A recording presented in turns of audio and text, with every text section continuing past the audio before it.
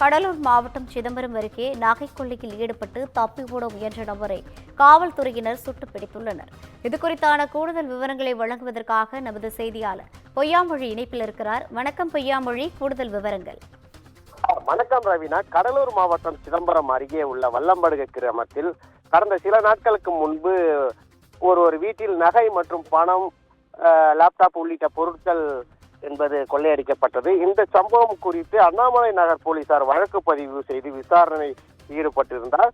இதுல பாத்தீங்கன்னா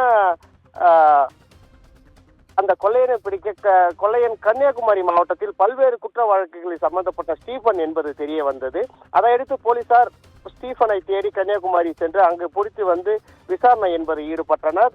இதனால் அண்ணாமலை நகர் போலீசார் நேற்று அவரை கைது செய்து விசாரணை என்பது நடத்தி வருகின்றனர்.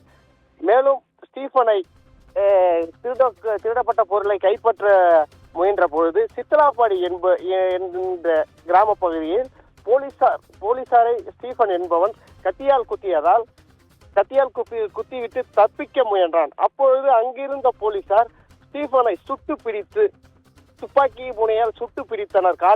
இடது காலில் சுட்டு பிடித்து அண்ணாமலை நகர் போலீசார் சுட்டு பிடித்ததில் அவர் மருத்துவமனையில் சிகிச்சை பெற்று வருகிறார். மேலும் காயம்பட்ட போலீசாரும் அரசு மருத்துவமனை சிகிச்சை பெற்று வருகிறார் என்பது குறிப்பிடத்தக்கது. பிரவீனா, கூடுதல் விவரங்களை வழங்கியமைக்காக நன்றி பொய்யாமொழி.